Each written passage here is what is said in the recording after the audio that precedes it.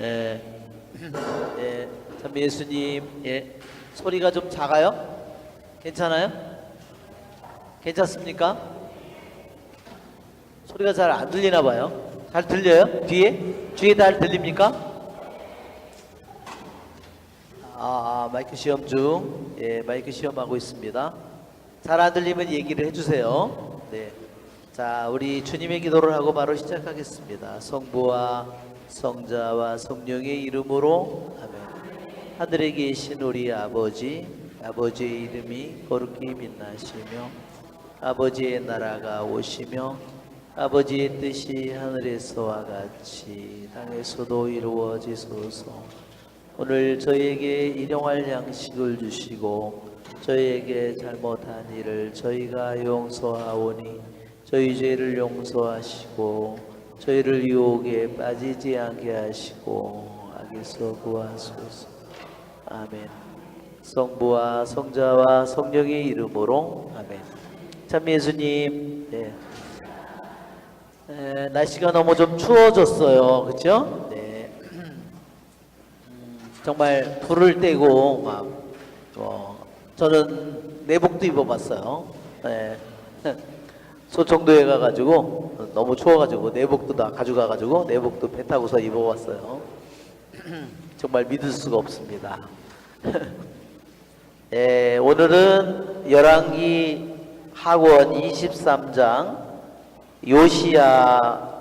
요시야의 종교개혁 부분, 그 다음에 예루살렘에 있는 모든 더러운 것들을 정화시키는 그러한 내용은 우리가 공부했고, 오늘은 21장 요시야가 파스카 축제를 지내다. 우리가 같이 한번 읽어볼까요? 임금이 온 백성에게 명령을 내렸다. 열왕기 하권 23장 21절입니다. 한번 임금이 온 백성에게 명령을 내렸다. 이 계약책에 쓰여 있는 대로 주 여러분의 하느님을 위하여 파스카 축제를 지내십시오. 이스라엘을 다스리던 판관들의 시대부터 시작하여 이스라엘 임금들과 유다 임금들의 시대 내내 파스카 축제를 그렇게 지낸 적이 없었다. 요시야 임금 제18년에 이르러서 예루살렘에서 그렇게 주님을 위하여 파스카 축제를 지내게 되었다. 네, 여기 요시야 왕이 8살에 임금이 됐다고 했죠? 그래서 요시야의 개혁이, 요시야의 회개가 점차적으로, 그리고 한 왕이 훌륭한 통치를 하게 되면 어떤 일이 일어나는지를 요시야 왕이 잘 보여줍니다. 우리가 지난번에 공부한 것처럼 요시야 왕은 8살에 임금이 됐다고 했어요. 그렇죠? 그 다음에 통치제 8년, 16살, 통치제 8년에 이때부터 뭐를 하기 시작했다고 그랬어요? 주님을 역대기 학원을 한번 보세요. 역대기 학원 34장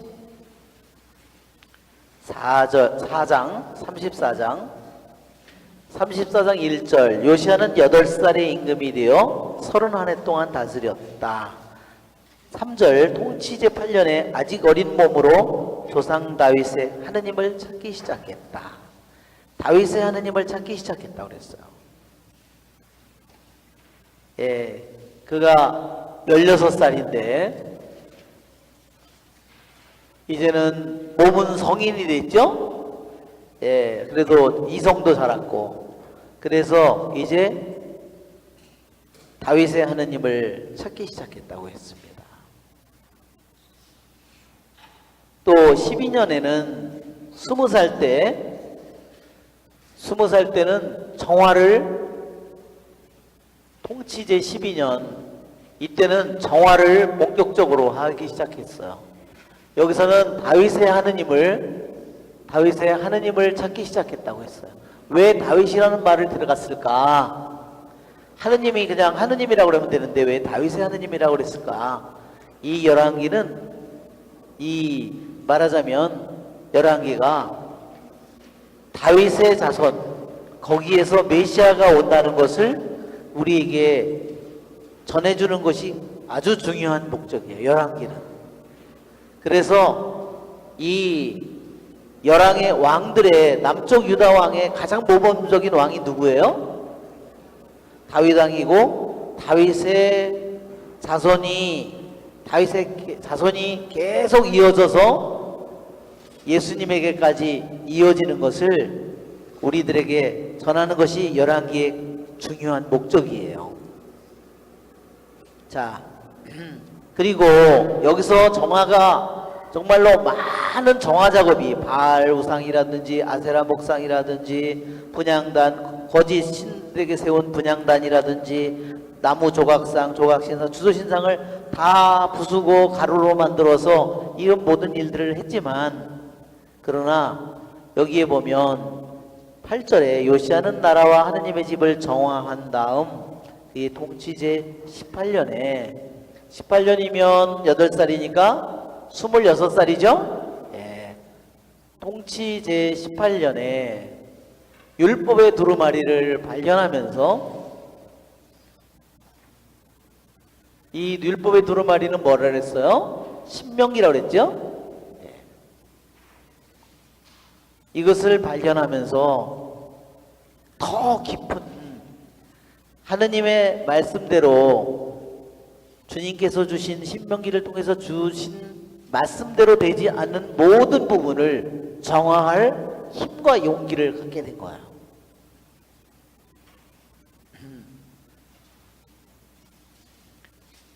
18년에 보수하다가 성전을 보수하다가 거기서 율법서를 발견했다고 14절에 있습니다. 15절에 주님의 집에서 율법서를 발견하였소. 그것을 읽고 임금은 옷을 찢었다고 했죠? 예, 이것이 바로 우리들도 회개를 하는 그러한 모습이 점진적으로 이렇게 더욱더 깊어지도록 하는 모습을 요시야 왕이 잘 보여줍니다. 오늘 루카복음 11장의 복음의 말씀에도 보면 더러운 영이 나갔다가 다시 들어왔어요. 왜 들어왔을까요? 그래가지고 더 사정이 처음보다 더 나빠졌다고 그랬죠? 아니 그럼 더러운 영을 쫓아내지 말았어야지. 더 나빠지는데. 그렇죠? 아니 왜 성경의 말씀에 이런 말씀이 있을까? 저도 항상 이것이 의구심이 들었어요. 아니 이게 왜 이런 말씀을 아니 이게 더 처음보다 더 나빠지는 이런 얘기를 왜 여기 복음 속에다가 예수님께서 왜 이런 말씀을 하셨을까? 왜 예수님의 뜻은 뭘까요? 보다 흉악한 마귀 7을 데리고 들어간 더러운 영 하나가 쫓겨나갔는데 어떤 사람 안에서 더러운 영 하나가 쫓겨나갔는데 하나가 나갔는데 이놈이 나갔는데 한 놈이 나갔는데 더 흉측한 7놈을 데리고 와가지고 여기로 떼거지로 들어갔다 이거야. 그러면 정말 끔찍하죠. 다 이놈보다 훨씬 더 세고 흉악한 놈들이 여기로 들어갔어요.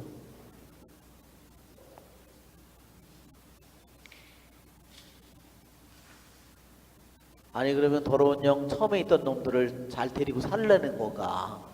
그렇죠? 왜 이런? 그래서 이것이 이해가 되지 않아서 그런데 교부들은 우리들에게 이것을 아주 정확하게 얘기해 줍니다. 뭐냐? 하느님께서 우리 어떤 사람 안에서 더러운 영이 나가는 것은 분명히 좋은 일이죠. 그렇죠? 그리고 어떤 사람에게 더러운 영이 있다면 그것은 반드시 쫓아내야 되죠. 그렇죠? 근데 여기 보면 흉악한 7이 나중에 보면 결과는 더 나빠졌어요. 원인은 어디 있을까요? 처음에 더러운 영을 쫓아낸 데 원인이 있을까요? 이게 잘못일까요? 그럼 왜 어디에 원인이 있을까요?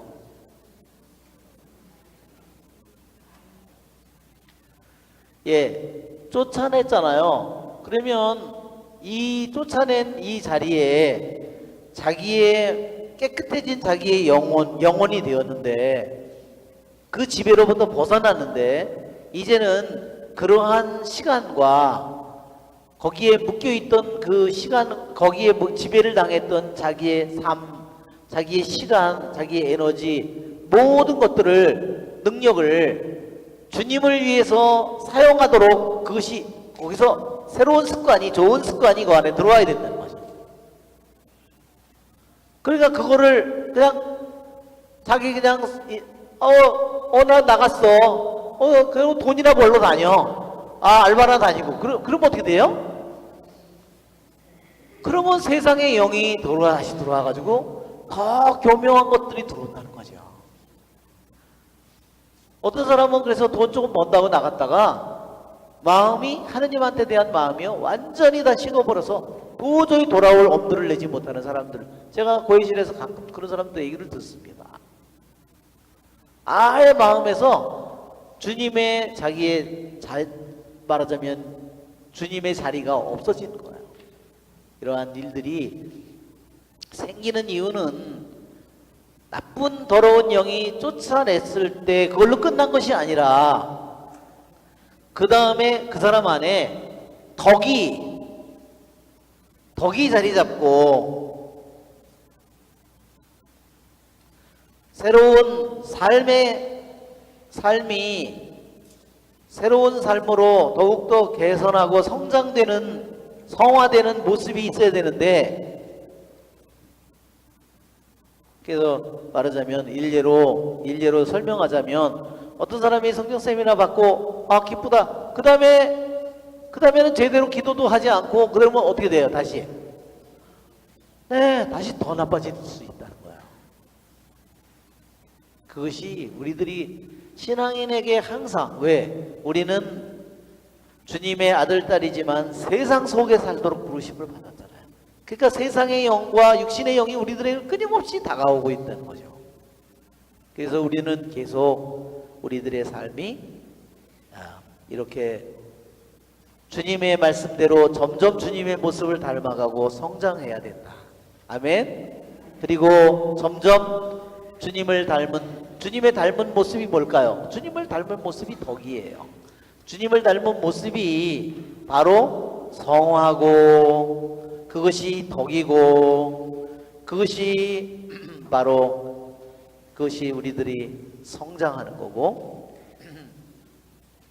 자, 우리는 요시야 왕 안에서 이러한 성장의 모습을 보게 됩니다. 즉 율법의 두루마리를 발견하고 나서는 자기가 도저히 엄두도 못 냈던 모든 일들을 그가 하게 됐어요. 이제는 자기 나라 유다뿐만 아니라 이스라엘 우상으로 가득 찬 이제 많은 사람들이 귀향을 가고 사마리아인들이 와서 자리를 잡은 북쪽 땅에까지 가서 우상을 다 치우고 그것을 정화하고 그 사람들을 우상을 섬기는 사제들을 다 죽이고 이 모든 일을 할 용기를 어디서 얻었을까요? 이게 율법의 두루마리를 하느님의 말씀을 읽으면서 그가 그것을 통해서 힘을 얻은 것입니다.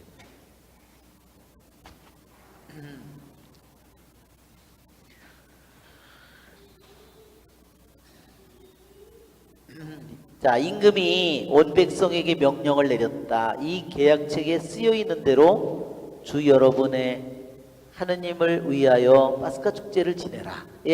나라를 정화한 것도 계약책에 율법의 두루마리 발견한 이 율법의 두루마리에 적혀 있는 대로 아직도 여기 정화를 했지만 아직도 남아있는 수많은 것들을 나머지를 다 정화하게 될 뿐만 아니라 이제는 율법에서 말한 대로 파스카 축제를 그가 지내게 된다는 겁니다.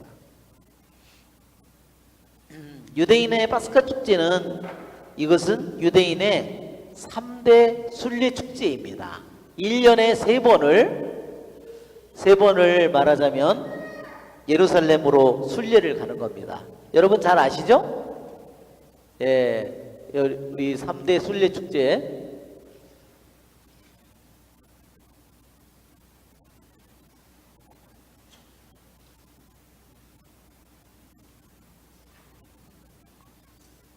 이게 왜 3대 순례축제가 안 나오냐? 거꾸로 갔나 보다. 예. 3대 순례축제가 거꾸로 올라가야 되는데.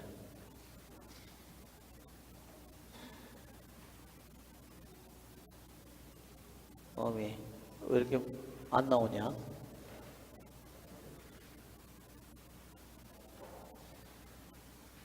어미.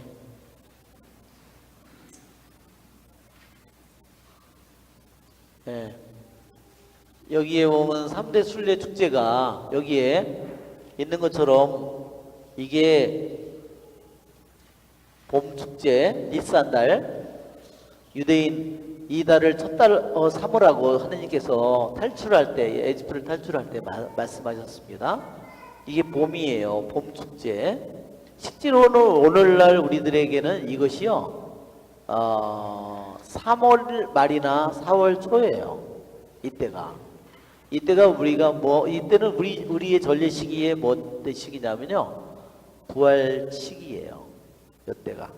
그래서 3대 순례 축제는 봄 축제, 그 다음에 오순절, 여기 있는 오순절, 시반달 있는 오순절, 그 다음에 초막절, 티시리다라 이 초막절, 이 세 개가 순례 축제입니다.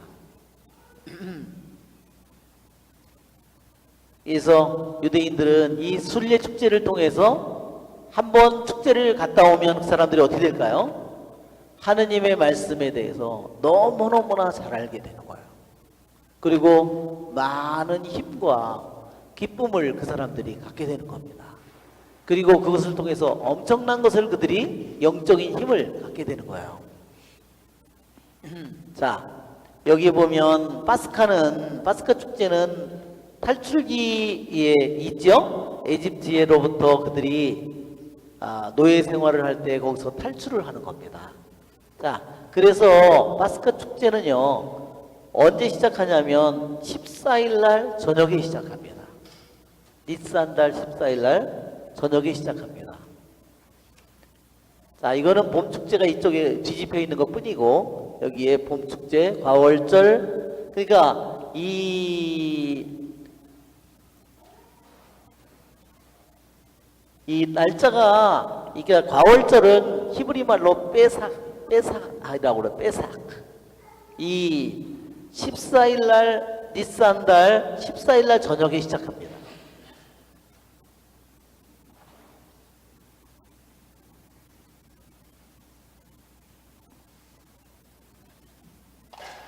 자, 니산달 14일 저녁. 그러면 니산달 14일 저녁이면요, 실제로는 며칠이냐면요, 15일이에요. 왜? 유대인은 언제가 시작의 날이? 저녁에 해가 지면 그때부터 새날이 시작되는 거예요. 그러니까 니산달 14일 저녁, 해가 진 다음에 말하자면 가을절이 시작되는 겁니다.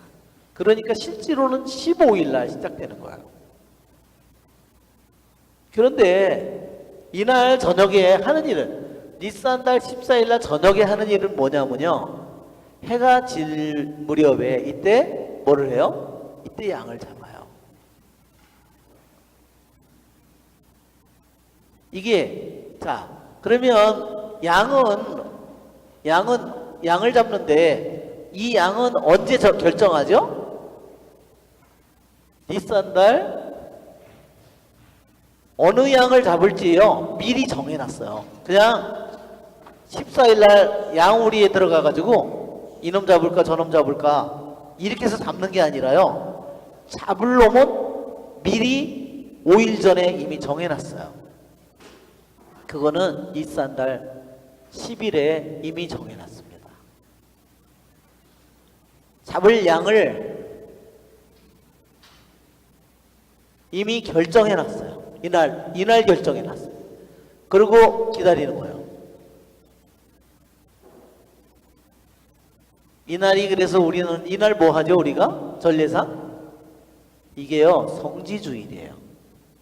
그래서 그날 예수님이 도살당할 어린 양으로 정해져서 예루살렘 안으로 입성을 하는 겁니다. 예루살렘으로 입성했다는 말은 그분이 도살당할 영으로 정해졌다는 뜻이에요.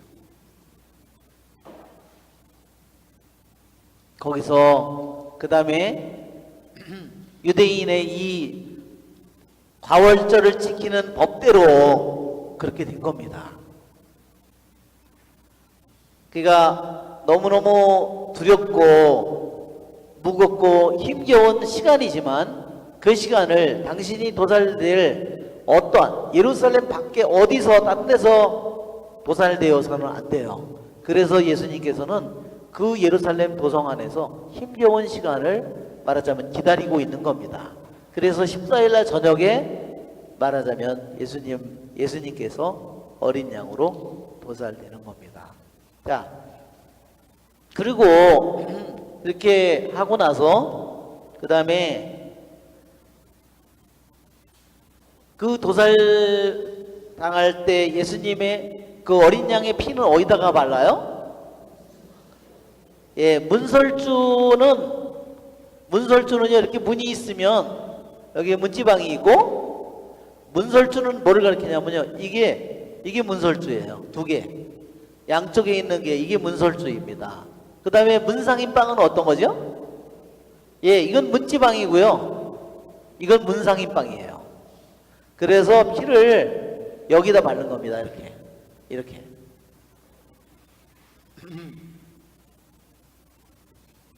그리고 그 다음 날은 무교절입니다. 누룩 안 든 빵을 먹는 거예요.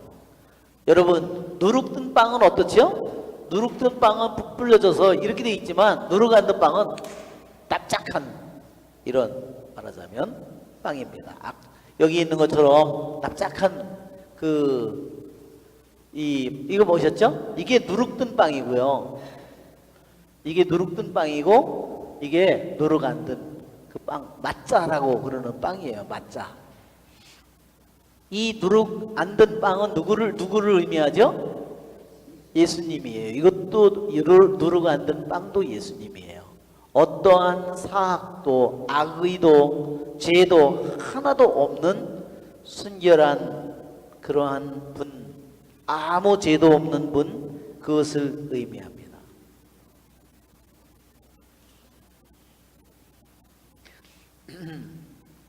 자, 그 다음 날은 그래서 이렇게 우리가 여기 보면 가월절 아까 동그란 달력으로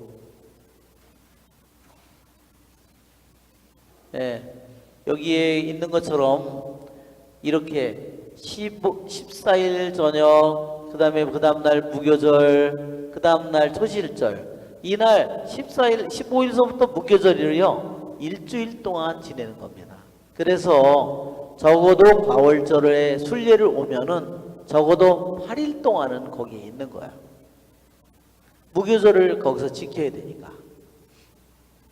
그래서 어떤 유대인들은 지금 오늘날의 유대인들은 가월절을 어떤 저기에서는 7일을 지키기도 하고 8일을 지키기도 하는데 그것은 날짜가 언제부터 시작인지 정확하지 않아서 남반구 북반구 다 다르잖아요. 이 지구가. 그래서 그러한 일을 하게 됐다는 그런 얘기를 제가 글을 읽었습니다. 자, 파스카 축제는 이처럼 유대인들이 파스카 축제는 여러분 레위기를 한번 읽어보세요. 레위기 23장.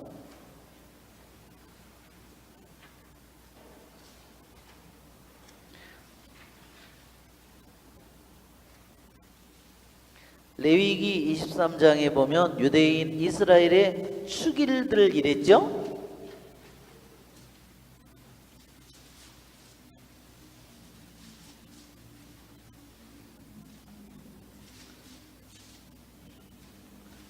거룩한 모임을 소집해야 한다. 그랬죠? 이 거룩한 모임이라는 말이 히브리 말로 바로 무엇을 뜻하냐면요. 이게 모든 진짜 실제로 그 일이 일어나는 것처럼요. 모든 복장이나 옷을 다 완전히 갖춰 있고 실제로 총연습을 하는 거예요. 참 놀라운 일이죠. 히브리 말로는 그런 의미를 가지고 있다는 겁니다.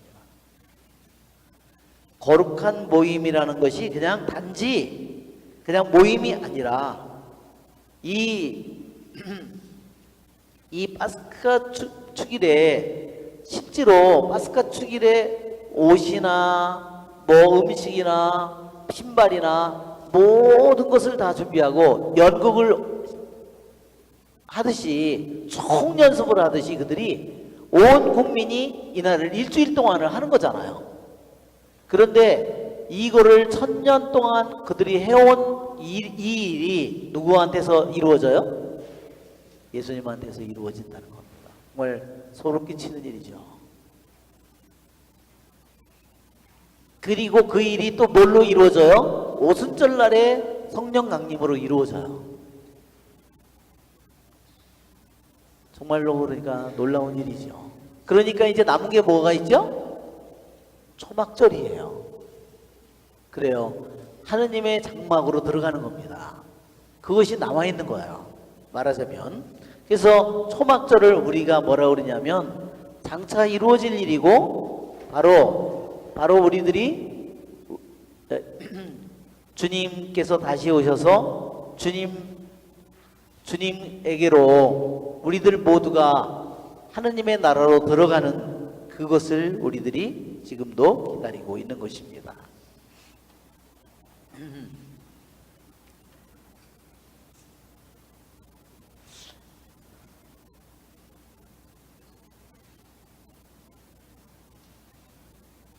'이스라엘을 다스리던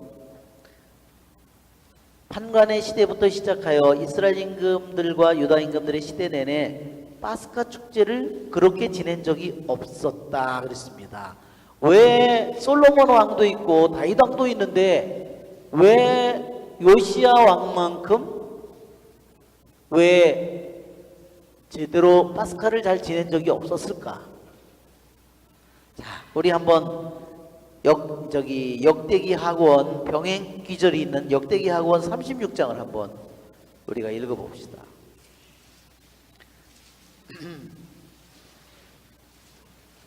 아, 35장 요시야가 파스카 축제를 지내다. 우리가 한번 읽어볼까요? 요시야는 예루살렘에서 주님을 기리는 파스카 축제를 지냈다. 첫째 달 14날에 사람들은 파스카 양을 잡았다. 14날에 잡았다는 게 뭐냐면요, 14날 저녁에 잡은 거예요. 말하자면. 자, 요시야는 사제들에게 임무를 맡기고 주님의 집에서 맡은 일을 잘 하라고 격려하였다. 그는 또 온 이스라엘을 가르치는 그리고 주님께 성별된 레위인들에게 일렀다. 거룩한 궤를 이스라엘 임금 다윗의 아들 솔로몬이 지은 주님의 집안에 그냥 두시오. 더 이상 그 궤를 어깨에 메고 옮길 필요가 없소.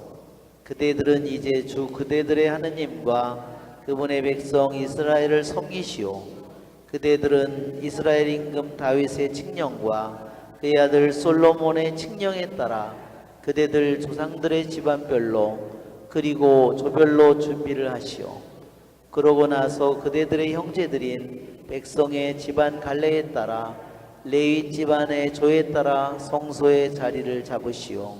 그런 다음에 파스카 양을 잡고 자신을 거룩하게 하며 형제들을 위하여 준비를 갖추어 모든 일을 주님께서 모세를 통하여 말씀하신 대로 할 수 있게 하시오. 예, 여기까지는 사제들과 레위들이 이제는 성전에서 자기의 위치에서 말하자면 자기가 초를 담당하는 사람이면 등잔을 담당하면 등잔, 어떤 사람은 물을 저기 날라오는 사람이면 물, 어떤 사람은 번제단, 뭐 다 각자 자기가 맡은 일을 사제나 레위나 이 모든 사람들이 자기가 맡은 일을 다 제자리에서 자기가 맡은 일을 하도록 되었다는 겁니다.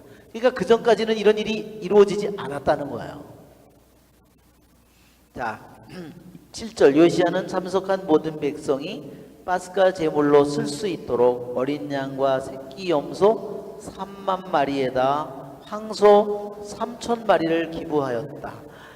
그러니까 이게 어린 양과 새끼 염소 3만 마리, 이게 왜 3만 마리를 기부했냐면요, 이게 파스카 날 다 도달되는 겁니다. 정말 그래서 유대인들이 이거를 홀로코스트라고 그럽니다. 홀로코스트라는 말은 대학살이라는, 우리가 이렇게 하지만 우리 사전에는 대학살이라고 이렇게 표현하지만, 홀로코스트는 말하자면 원래 이게 파스카 날 일제히 같은 시간에 해가 떨어지면서 해가 저물면서 양을 다 일제히 동시에 도살하는 거예요. 그러니까 이것은 어디에서 했냐면요, 자기 집에서 하는 게 아니에요. 이건 예루살렘 성전에서 한 거예요. 원래는 처음에 이 파스카는 어디서 이루어졌죠? 에집트 땅에서 첫 번째 파스카는 에집트에서 이루어졌습니다. 그 다음에 다시 에집트를 탈출한 다음에는 그 다음 해에 시나이 광야에 와서 시나이 산 밑에서 두 번째로 파스카를 지내는 거는요, 시나이 산 밑에 와서 여기서 파스카를 지냅니다. 이 시나이 산 밑에 와서 여기까지 오는데 50일 걸렸고, 시나이 산에서 계약을 맺기까지 여기서 1년 동안을 머물렀거든요.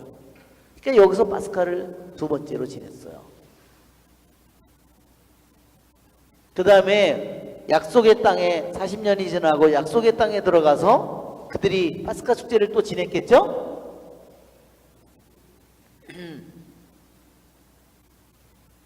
자, 그래서 첫 번째는 이스라엘 땅, 에집트 땅에서 거기에 자기들의 문의 피를 발랐지만, 두 번째는 어디다 피를 발랐을까요? 이 문이 없어졌는데. 시나이 산 밑에서는 어디서 발랐을까요? 시나이 산에서 와가지고는요, 어디다 피를 발랐냐면 만남의 장막이 생기잖아요. 만남의 장막에다가 장막 앞에서 피를 뿌리는 겁니다. 그래서 나중에는 예루살렘에 와서 약속의 땅에 들어온 다음에는 그 피를 어디에만 뿌리냐면 솔로몬 성전에서 거기다가 피를 뿌리는 겁니다.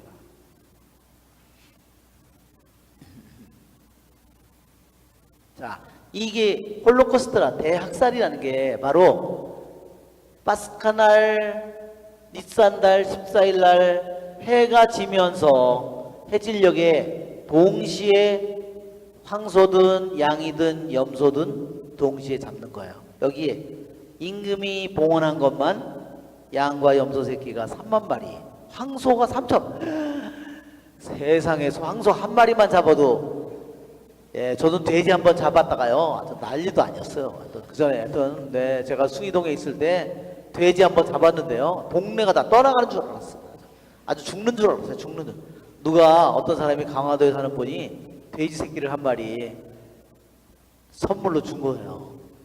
그거를 들고, 그거를 이제 발을 이렇게 묶어가지고 살아있는 놈으로 그래. 봉고차를 타고 오는데요, 똥 냄새는 나죠. 차는 막히죠. 3시간 동안 돼지가 씩씩거리죠. 요만한 돼지가. 차라리 그냥 고기 사 먹는 게 나아요, 차라리. 네, 이거 정말 우리가 정말 임금이 봉헌한 것만 3만 마리, 3천 마리. 여기 보면 그 다음에 사제들이 봉헌한 걸 보면 8절 끝에요. 어린 양과 새끼 염소 2,600마리, 황소 300마리. 그 다음에 9절에 보면 끝에 어린 양과 새끼 염소 5,000마리, 황소 500마리. 그러면 한번 계산해 보세요. 그냥 3,000마리 양과 그 다음에 황소가 300개. 그 다음에 2천 얼마요? 2,600마리. 또 여기도 300마리인가요? 300마리. 또 나중에 5,000마리에다 500마리. 그러니 이게 황소가 1,100마리를 잡는 거예요. 세상에. 어마어마한 거죠. 네. 그 양과 염소 새끼는 몇 마리예요, 이게? 이게 도대체 5에 10,000마리가 넘어요. 1,600마리, 1,600마리. 이게 같은 시간에 해가 탁 떨어지면서 잡아야 되는 거잖아요. 그러니 예루살렘 안에서 그거를 동시에 다 잡을 수 없으니까 다른 데를 또 축성을 해서 장소를 해놓고서 했겠죠. 그러니까 지금 보세요. 이게 황소만 해도 1,000마리가 넘고 이 10,000마리가 넘는 거를 동시에 잡으니까 정말 대학살이라고. 그런데 그것처럼 유대인들이 대학살을 당했잖아요. 그랬던 것도 그래서 이게 헐로코스트라는 것은 원래 번제물을 가리키는 말이에요.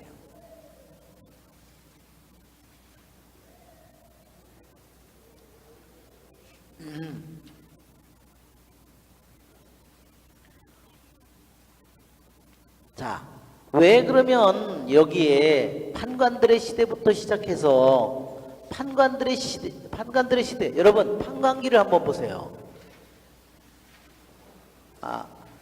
판관기, 사무엘기를 한번 보세요. 사무엘기를 한번 보시면 사무엘 7장을 한번 보세요. 사무엘 상권 7장, 사무엘 상 7.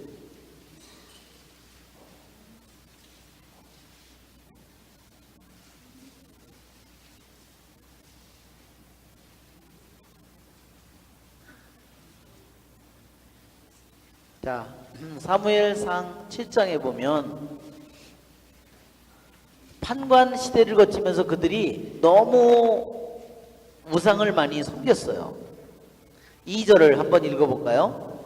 괴가 키르얏 여아림에 자리 잡은 날부터 20년이라는 긴 세월이 지났다. 이스라엘 온 집안은 주님을 향하여 탄식하고 있었다. 사무엘이 이스라엘 온 집안에게 말하였다. 여러분이 마음을 다하여 주님께 돌아오려거든 여러분 가운데 낯선 신들과 아스타롯을 치워버리시오. 여러분의 마음을 주님께만 두고 그분만을 섬기시오. 그러면 그분께서 여러분을 필리스티아인들의 손에서 빼내어 주실 것이요. 그리하여 이스라엘 자손들은 바알과 아스타롯을 치워버리고 주님만을 섬겼다. 그러고 나서 사무엘이 말하였다. 온 이스라엘 백성을 미츠파로 모이게 하시오. 내가 여러분을 위하여 주님께 기도를 드리겠소. 사람들은 미츠파로 모여와서 물을 기르다가 주님 앞에 부었다. 바로 그날 그들은 단식하며 저희가 주님께 죄를 지었습니다 하고 고백하였다. 사무엘은 미츠파에서 이스라엘 자손들을 위하여 판관으로 일하였다. 인들은 이스라엘 자손들이 미츠파에 모였다는 소식을 들었다. 그래서 필리스티아인들의 통치자들이 이스라엘을 치러 올라왔다. 이스라엘 자손들은 이 소식을 듣고 필리스티아인들을 두려워하였다. 이스라엘 자손들은 사무엘에게 필리스티아인들의 손에서 우리를 구해주시도록 주 우리 하느님께 쉬지 말고 부르짖어 주십시오 하고 청하였다. 사무엘이 젖먹이 어린 양 한 마리를 끌어다가 주님께 온전한 번제물로 바치면서 그에게 응답하 주셨다. 사무엘이 아직 번제물을 바치고 있을 때 필리스티아인들이 이스라엘과 싸우려고 다가왔다. 큰 소리로 천둥을 울리시어 그들을 혼란에 빠뜨리시자 그들은 이스라엘 앞에서 패배하였다.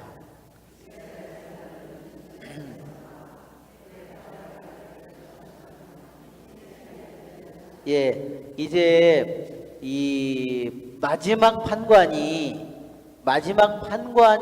사무엘이에요. 그죠? 사무엘 다음에는 사울 왕이 나오잖아요. 그죠?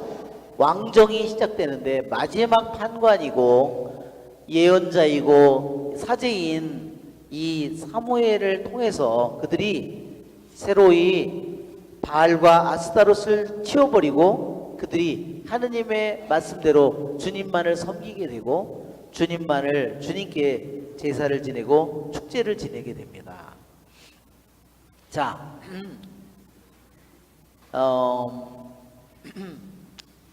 그러나 사무엘 시대에 축제를 지내지만 그러나 그것은 예루살렘이 아니라는 거예요.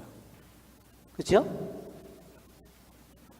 자기네들이 약속의 땅에 있긴 있는데 아직도 그들은 많은 자기네 나라 곳곳에 많은 우상들이 아직도 존재하는 거예요. 미츠파에 있는 사람들만 우상을 지어버렸지 나머지 거기에 사는 모든 사람들이 한 것은 물론 아니죠. 또한 유다 왕들의 다른 유다 왕들이 유다나 다른 이스라엘 왕이 있을 때도 왜 이 요시야 왕만큼 파스카를 지낼 수 없었냐면 나라가 갈라졌어요. 그래서 요시야 왕은 남북이 하나가 돼가지고 북쪽에 있는 모든 우상 제단까지 다 부수고 사제들 거짓 신을 섬기는 사제들도 다 죽인 다음에 한 마음으로 그들이 제사를 지냈기 때문에 어떤 이스라엘 그 다음에 저기 왕보다 그리고 더 깨끗한 상태에서 과월절을 지냈어요. 또 이 솔로몬 시대에는 왜 그러냐면요. 솔로몬 시대에는 성전은 예루살렘에 세웠지만요. 나라 곳곳에 그제까지 솔로몬 성전이 생기기 전까지는 그 제사가 어디서 이루어졌어요? 산당에서 다 이루어졌어요. 그래서 솔로몬 성전이 세워져서 거기서부터 새로이 제사가 이루어지지만 이스라엘과 북쪽과 남쪽 이 안에 수많은 산당이 존재했다는 거예요. 그러니까 깨끗한 제사를 잘 지낼 수 없었다는 거죠. 여기에 보면 히즈키야 왕도 과월절을 성대하게 지냈어요. 그런데 히즈키야 왕이 과월절을 성대하게 지냈지만 요시야 왕만큼 안 된 이유는 뭐냐면요. 그 사람들이 히즈키야 왕이 파스카를 지내자는 말을 조롱을 한 사람들, 북쪽 사람들이 너무너무 조롱했다는 거죠. 그러기에 바로 요시야 왕만큼 파스카를 가장 깨끗하게 또 북쪽과 남쪽이 완전히 하나가 되어서 산당이라는 것은 단 한 곳도 없이 다 파괴시키고 그렇게 과월절을 깨끗하게 지내는 것은 오직 요시야 왕 때만이다. 그러니까 요시야 왕은 정말로 훌륭한 왕이에요. 요시야 임금 제18년에 이르러서야 예루살렘에서 그렇게 주님을 위하여 파스카 축제를 지내게 되었다. 예, 자 보세요. 이렇게 요시야가 임금이 된 후에 18년 동안 성장을 해서 그렇게 깨끗한 제사를 처음으로 이스라엘 역사상 가장 깨끗하고 단합되고 하나가 된 주님의 율법대로 토라대로 이 파스카를 지내게 되었다. 얼마나 오랜 시간이 걸렸어요, 그렇죠? 이것을 하기 위해서 이렇게 하기 위해서는 먼저 거짓 신들을 다 버리는 작업이 정말 오랜 정말 목숨을 건 수많은 말하자면 이 싸움과 이 모든 것을 통해서 이것이 이루어진 겁니다. 이게 저절로 이루어진 것이 결코 아닙니다. 요시야는 유다 땅과 예루살렘에서 눈에 띄는 대로 점쟁이, 영매, 수호신, 우상들 온갖 혐오스러운 것들을 치워버렸다. 예. 또 그런 것이 나타나면 그러면 또 없애버리고 한 거죠. 이렇게 요시야는 hilki야 사제가 주님의 집에서 발견한 책, 즉 발견한 율법 두루마리에 있는 율법의 말씀을 실현시켰다. 아멘. 네. 그래요. 우리들도 하느님의 말씀을 실현시키도록 우리들도 사명을 가지고 있습니다. 아멘. 네. 그래서 우리들이 율법의 말씀을 실현시키는 일은 바로 우리들이 마음으로만 되지 않습니다. 그렇죠? 네. 반드시 우리들의 육체로서 그것을 해야 돼요. 천사는 육체가 없잖아요. 그렇죠? 그러나 우리는 육신을 가지고 있기 때문에 우리 육신을 통해서, 우리 정신을 통해서, 우리 마음을 통해서 영과 혼과 육으로 우리는 하느님의 말씀을 우리는 실현시키도록 완성하도록 우리들 모두가 부르심을 받고 있는 겁니다. 자, 이 여호아하즈는 요시야처럼 모세의 율법에 따라 마음을 다하고 목숨을 다하고 힘을 다하여 주님께 돌아온 임금은 그 앞에도 없었고 그 뒤에도 다시 나오지 않았다.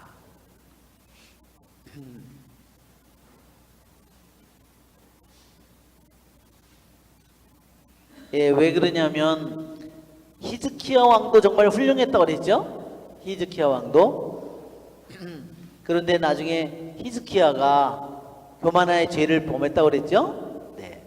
그러나 므낫세가 주님의 분노를 몹시 돋우었기 때문에 주님께서는 유다를 거슬러 타오르는 커다란 분노의 열기를 거두지 않으셨다. 예. 이것은 정말로 왜 이런 기절이 여기에 바로 여기 등장했을까? 요시야 왕이 훌륭하게 살았는데, 요시야 왕이 훌륭하게 살아서 자기가 임금으로서 할 수 있는 말을 다 했고, 자기는 마음을 다해서 목숨을 다해서 힘을 다해서 주님께 돌아왔지만 백성들은 어떻게 됐어요? 요시야가 죽으면 어떻게 됐을까요? 다시 옛날로 돌아갔어요. 그러니까 백성은 완전히 돌아온 게 아니에요. 이게 비극이라는 거죠. 그렇게 그들이 깊이 주님께로부터 멀어지고 주님께 등을 돌리도록 만든 것은 누구 때문이냐? 즉 므낫세, 그 자기 조상 므낫세 왕이, 므낫세는 히즈키야의 아들이죠. 그 훌륭한 왕의 아들인 므낫세가 너무 많은 악행을 저질렀는데, 이 악행이 얼마나 뿌리 깊고 얼마나 영향을 많이 지켰는지 요시야 왕이 훌륭한 많은 것들을 제거했지만 백성들의 마음속에 있는 많은 것들을 치우긴 치웠지만 그것을 다 할 수 없었다는 얘기예요.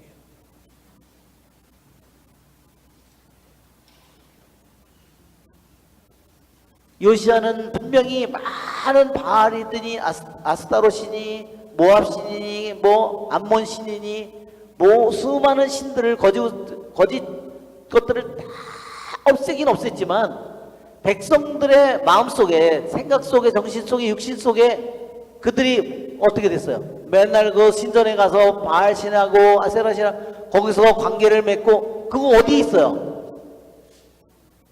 그들의 몸과 정신 속에 그게 있다는 거죠.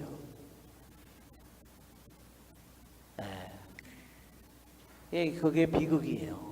그래서 여기서 그러나 므낫세가 주님의 분노를 돋우었기 때문에, 즉 요시야가 많은 것을 도려냈지만, 많은 것을 없앴지만 그 백성들의 마음속에 자리 잡은, 이미 므낫세가 다 망가뜨린 백성들에게 이게 뭐였어요? 자식들을 불 속에 지나가게 하고, 그쵸? 수많은 신들을 해서 만든 예루살렘 성전을 더럽히고, 그 모든 일들은 어떻게 됐어요? 요시야가 다 없앨 수가 없어요. 즉 주님의 분노는 요시야 왕을 말하자면 건너뛴 거나 마찬가지입니다. 주님께서는 유다를 거슬러 타오르는 커다란 분노의 열기를 거두지 않으셨다. 이것은 이미 주님의 심판은 이미 내려진 거죠. 네. 그런데 주님의 심판은 내려졌는데 이것이 유예가 된 거예요. 유예가. 그래서 주님께서는 이렇게 선언하셨다. 나는 이스라엘을 물리친 것처럼 유다도 내 앞에서 물리치겠다. 내가 선택한 이 도성 예루살렘도 나의 이름이 여기에 있으리라고 한 이 집도 내버리겠다. 이것이 요시야 왕 다음에 이게 나오는 이유는 뭐냐? 요시야 왕 다음에 왕들이 더 깊은 회개를 하고 그 다음에 백성들이 회개를 했다면 이런 일은 일어나지 않았을 거예요. 이런 주님의 분노는 어떻게 되겠죠? 거둬질 수 있었겠죠. 므낫세가 만들어 놓은 이 모든 영향들이 다 없어졌다면 하느님께서 분노를 거두셨겠죠. 그러나 그것이 다시 오히려 더 이렇게 므낫세가 한 다시 과거에 요시야가 죽으면서 다시 옛날로 돌아가게 됐다는 겁니다. 요시야의 나머지 행적과 그가 한 모든 일은 유다 임금들의 실록에 쓰여 있지 않는가? 요시야 시대 이집트 임금 파라오 느코가 아시리아 임금을 도우려고 유프라테스 강을 향하여 올라갔다. 요시야 임금이 그와 맞서 싸우러 나가자 파라오 느코는 무기또에서 요시야를 보고 그를 죽여버렸다. 예, 요시야 왕은 훌륭한 왕인데 갑작스럽게 죽었어요. 그 전투에서요 죽은 사람이 딱 한 명이래요. 누구냐면 임금만 하나 죽었어요. 자, 역대기 학원을 우리가 한번 요시야가 죽다 20. 자, 역대기 학원 35장 20절. 이런 일이 예, 여기 아까 우리가 읽다가 말았지만 양을 잡고 피를 뿌리고 가죽을 레위인들은 가죽을 벗기고 12절에 그 다음에 15절에 보면 이역대기 학원 35장 15절 아삽 자손 성가대 그 다음에 문지기들의 그러한 얘기도 나오고 그 다음에 17절에 보면 이래 동안 무교절을 지냈다는 얘기가 나오는데 그렇죠? 그리고 20절에 요시야가 죽는 이야기가 나옵니다. 자, 한번 읽어볼까요? 이런 일이 모두 일어난 다음 곧 요시야가 주님의 집을 다시 정비한 뒤에 이집트 임금 느코가 유프라데스 강가에 있는 카르크미스 싸우려고 올라왔다. 그가 그에게 맞서 그가 요시야에게 보내어 말하였다. 유다 임금이여, 그대가 나와 무슨 상관이 있소? 나는 오늘 그대를 치러 온 것이 아니라 나와 싸움을 벌이는 왕실을 치러 온 것이오. 하느님께서는 나에게 서두르라고 하셨소. 그러니 나와 함께 계시는 하느님을 거스르지 마시오. 그러지 않으면 하느님께서 그대를 멸망시키실 것이오. 그러나 요시야는 그에게서 물러서지 않고 그와 싸우려고 연장까지 하였다. 이렇게 요시야는 하느님의 입에서 나온 느코의 말을 듣지 않고 그와 싸우려고 무기또 평원으로 진군하였다. 그때 궁수들이 요시야 임금을 쏘아 맞췄다. 임금은 부하들에게 일렀다. 나를 여기에서 옮겨라. 내가 크게 다쳤다. 그의 부하들은 그를 병고에서 옮겨 그의 두 번째 병고에 태우고는 예루살렘으로 데려갔다. 그러나 요시야는 죽고 말았다. 요시야가 자기 조상들의 무덤에 묻히자 온 유다와 예루살렘이 그의 죽음을 애도하였다. 예레미야도 요시야를 위하여 애가를 지었다. 그래서 요시야를 애도할 때에는 오늘날까지도 노래하는 남녀들이 모두 그 애가를 부른다. 그리고 사람들은 그것을 이스라엘의 규정으로 삼았다. 그 애가는 애가집에 실려 있다.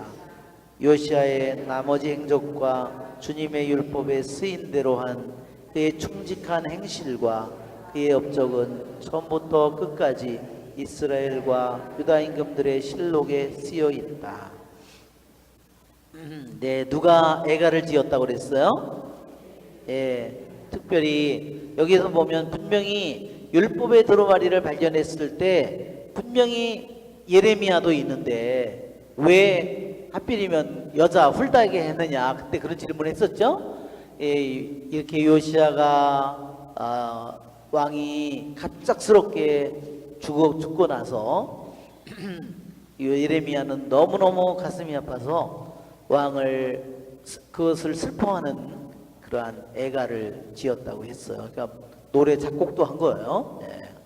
예, 그 이제 뭐 지금은 그 작곡이 어떻게 된 건지 애가 집에 어디에 있으니까 우리 말로 아이고 하여튼 유대인들 그 저기에 보면 그 영화나 그런 데 나는 거 여기 보면은 그 사람들이 그 슬퍼하는 곡을 하는 그런 모습 여러분 보셨어요? 이 아랍 사람들이나 이런 사람들이 할 때 이렇게 하더라고.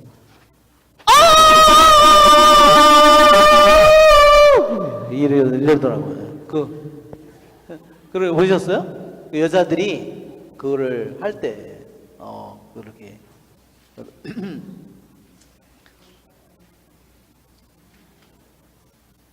자, 그러니까 휴식 시간이네. 네. 네, 우리 휴식 시간, 쉬고. 그 뒤에 나라 백성이 요시야의 아들 여호아하즈를 데려다가 기름을 붓고 그의 아버지 뒤를 이어 임금으로 세웠다.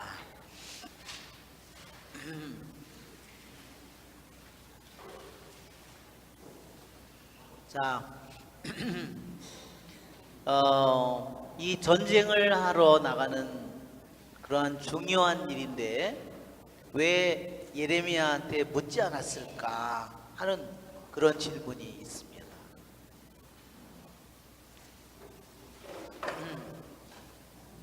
그래서 유대인들도 만일 하느님께 물어봤다면 거기서 죽지 않았을 것이다 그랬어요.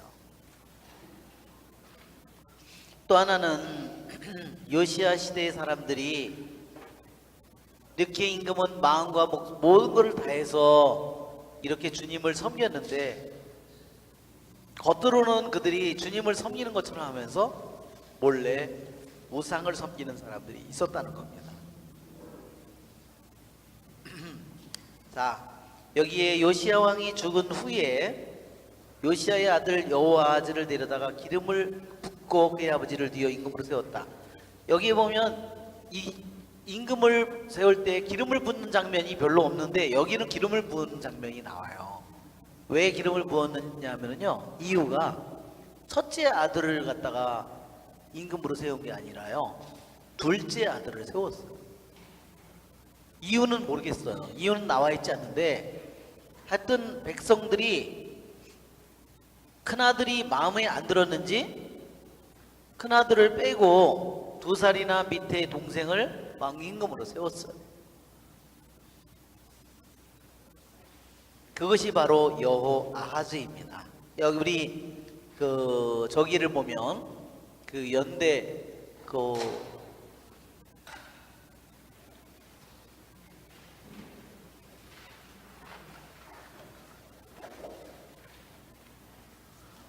메뉴에 가면은 연도들이 있으니까 없나요? 저기에?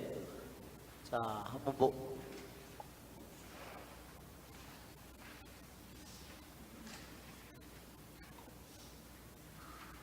없는 것 같으네요. 그러면 내버려 두세요. 자,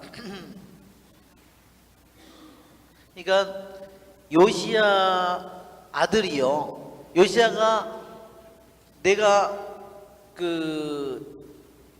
요시야가 훌륭한 왕이었는데 이 자식 농사는 아주 형편이 없어요. 그래가지고 요시야가 죽은 다음에 요시야 아버지가 이 아들을 임금으로 세운 게 아니잖아요. 이거는 백성들이 세웠다고 했어요. 왜 전쟁으로 갑자기 왕이 죽으면서 세웠는데 여호아하즈를 왕으로 세웠다.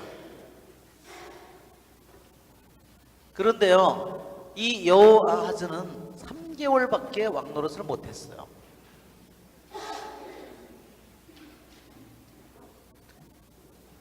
자, 여기는 3개월밖에 임금으로.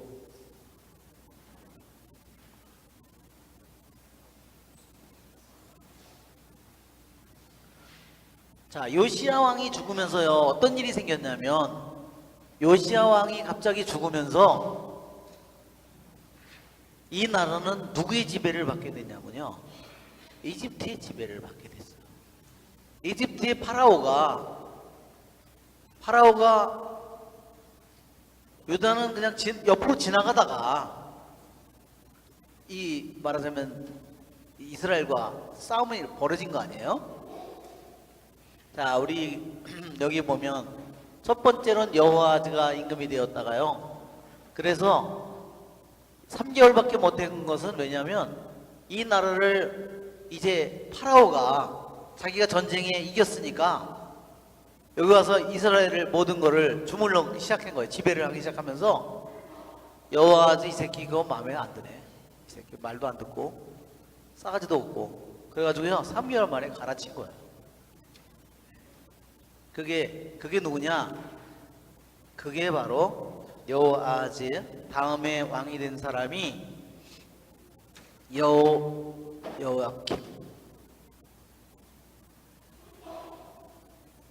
자, 이 사람은 11년을 통치했는데요, 이 사람 여기는 23살이라면 이 사람은 25살이에요.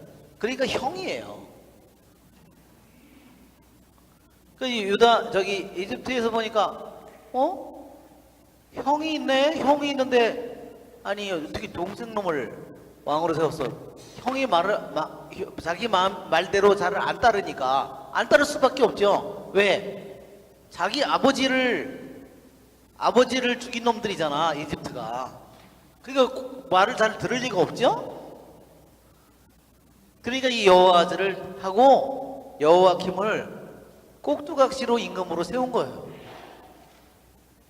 이게 누구의 꼭두각시예요? 이집트의 꼭두각시 노릇을 하게 된 거예요. 이게 여호야킴 이 왕이 이 새끼가 잘했어야 되는데. 가지고 여호야킴이요.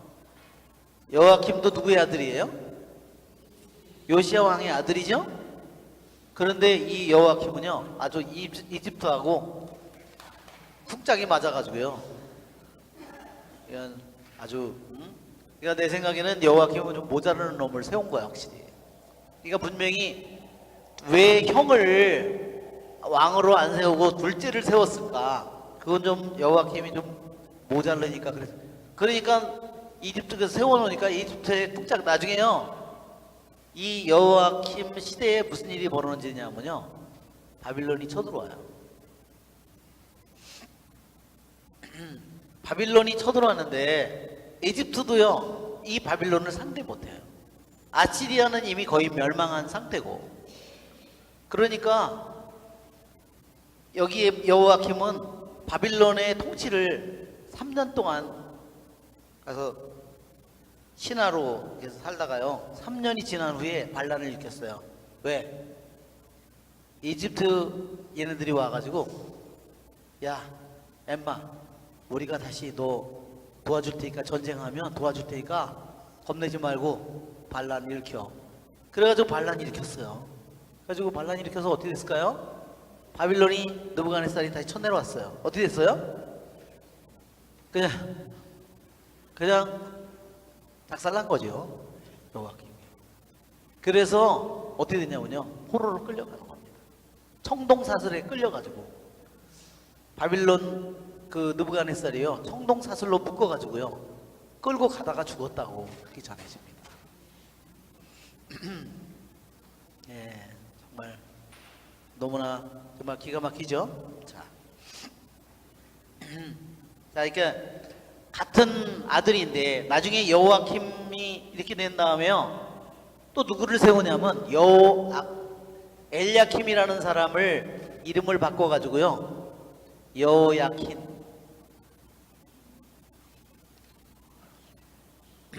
여호야킴이 죽은 다음에 바빌론에서, 이건 누가 세웠어요? 이거는 바빌론의 꼭두각시예요.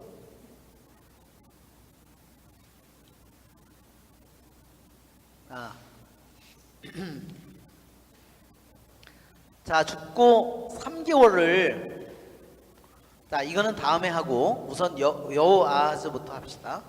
여호아하즈는 23살의 임금이 되어 예루살렘에서 석 달 동안 다스렸다. 그는 조상들이 하던 그대로 주님의 눈에 거슬리는 악한 짓을 했다. 악한 짓을 저질렀다. 파라오 느코가 하맛 지방 리블라에서 그를 잡아 가두어 예루살렘에서 다스리지 못하게 하고 그 나라에 은 100탈렌트와 금 1탈렌트를 배상금으로 바치게 하였다. 자, 지도를 보면, 자, 여기 보면 이스라엘, 시리아가 여기 있죠? 지도가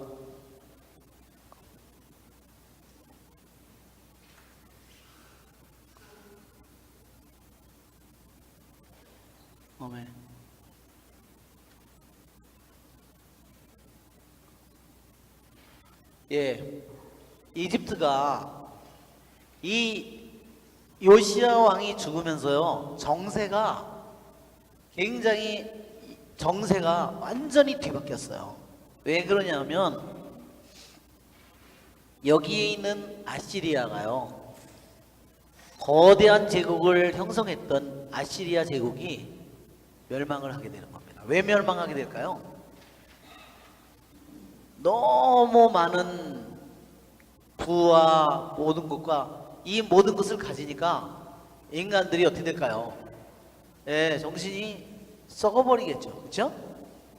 태만해지고 오만해지고 눈이 멀어지는 거예요. 아주. 그러니까 더욱더 거기서 뭐가 일어나요? 권력 싸움이 많이 일어나면서 이 아시리아 제국이 멸망하는 겁니다. 아시리아는 다 뭘로 통치를 했어요? 그 기병으로, 그리고 가장 잔인한 그러한 방법으로, 고문으로 아주 그 승리를 했는데, 결국은 이 나라가 그만한 잔인함 때문에 이 나라가 멸망을 하게 되는 겁니다. 자, 이 아시리아를 무너뜨리는 가장 커다란 제국은 어디에서 나왔냐면요, 아시리아를 무너뜨린 것은 같은 아시리아 제국이 있던 바빌론 세력이에요. 여기를 바빌론이라고 해요. 여기가 이렇게, 여기가 시작이라고 그랬죠, 이것이? 이게 강이 시작해서 이렇게 강이 이렇게 나일강으로 이게 지중해로 나일강이 흘러 들어가듯이 이렇게 해서 합쳐서서 이렇게 흘러 들어가는 거예요, 페르시아만으로. 그런데 아시리아의 수도는 니니베였는데요, 여기는 바빌론이고요. 자, 여기에 칼데아 우르 지방은 여기에요. 칼데아 우르.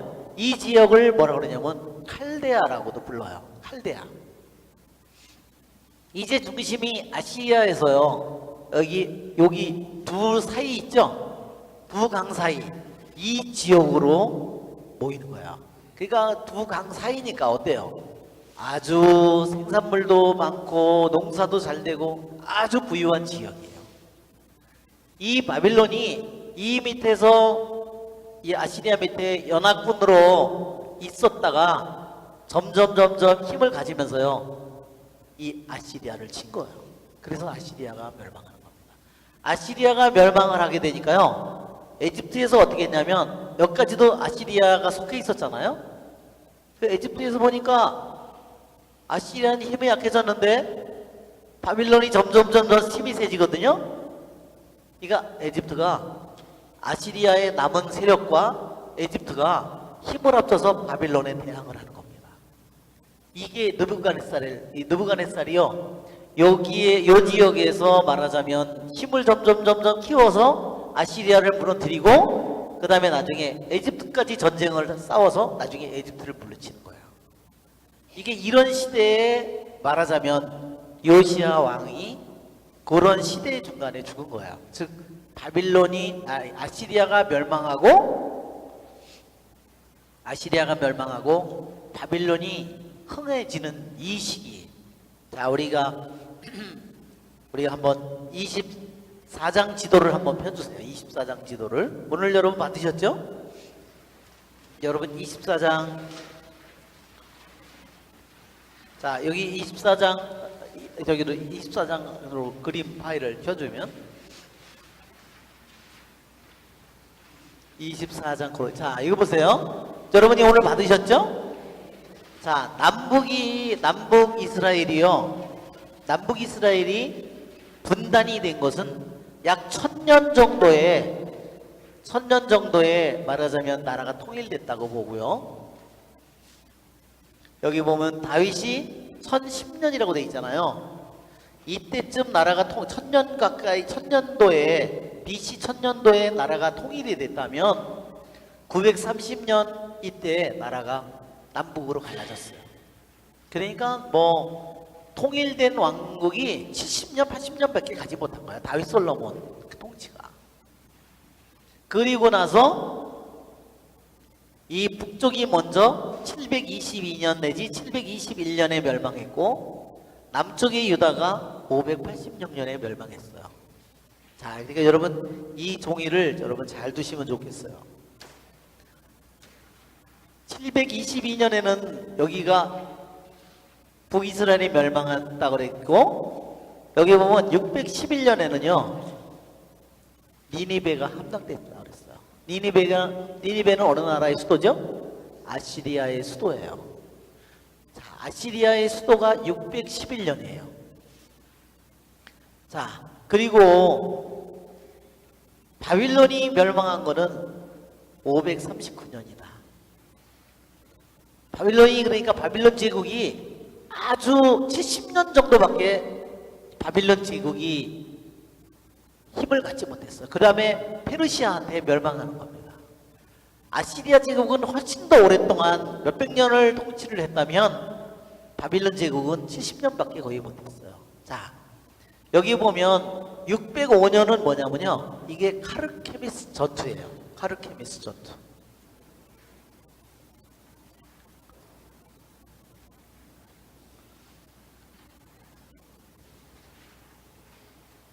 이 칼케미시 전투는 이집트와 아시리아 연합군이 칼케미시라는 지역에서 바빌론과 전쟁이 붙은 거야.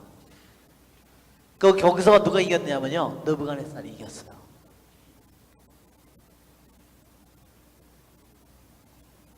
그래서 이제 바빌론의 느부갓네살 왕이 모든 그 아시리아의 전 영역을 통치하게 된 겁니다. 그게 605년이 거기에 있어요. 자, 유대인들이 이때 605년에요. BC 605년에 첫 번째 귀향을 갔어요. 이것이 첫 번째 귀향이에요. 536년은요, 고레스 왕에 의해서 내 나라로 돌아가도 좋다. 그게 536년이에요. 그래서 이스라엘의 역사 속에서 70년의 유배가 70년 동안 유배살이를 한다고 그랬죠? 70년의 동안 약속의 땅은 안식을 누릴 거라고 그랬어요. 70년이 지난 후에 돌아온다고 그랬는데, 이 해가 언제냐? 여기 나온 것처럼 BC 605년, 즉 바빌론 느부갓네살 왕에게, 바빌론의 느부갓네살 왕에게 칼케미스 전투에서 에집트군과 아시리아군을 느부갓네살이 박살을 낸 후에 어디로 내려왔어요? 예루살렘으로 쳐내려온 거예요. 그래서 군대를 보내서 예루살렘을 쳐내려왔어요. 그래서 예루살렘을 함락시킨 다음에 첫 번째 귀향을 보냈어요. 이게 70년 유배살이의 시작이고, 536년에 고레스의 칙령 통해서 다시 그들이 기한, 이 기한이 이것이 70년이다. 이 표가 아주 잘 나와 있는 거예요. 그러니까 이것을 여러분이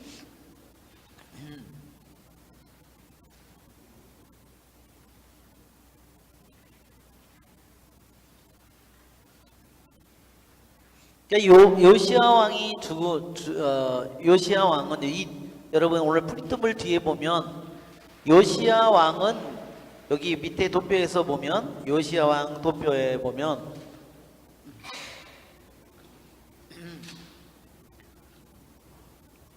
맨 밑으로 내려가면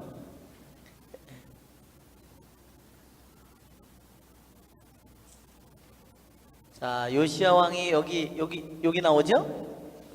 이게 그러니까 이 표를 이게 좀 잘못 만들어져 가지고 아니 지금 잘못 줄이는 바람에 요시야가 31년을 통치했으니까 이 영역이 좀 커야 되는데 여호아하즈는 몇 개월 왕으로 근무했어요? 3개월 왕으로 근무했어요. 그런데 훨씬 더 영역이 더 크네. 요시야 왕이 죽고 나서 그러니까 609년에 죽었다고 그랬잖아요. 그런데 611년에 여기 아까도 있는 것처럼 611년에 니니베가 함락됐다고 했어요. 그러니까 아시리아가 힘이 점점 약해지고 바빌론이 힘이 점점 강해지면서요. 아시리아가 요시야 왕 때 제대로 유다에 힘을 발휘하지 못한 거예요.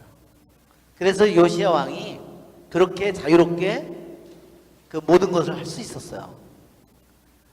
그 종교개혁도 할 수 있었고 자기 자주권과 독립을 다 누릴 수 있었어요.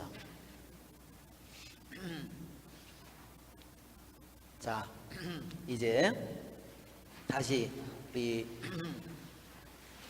여호아하즈에 대해서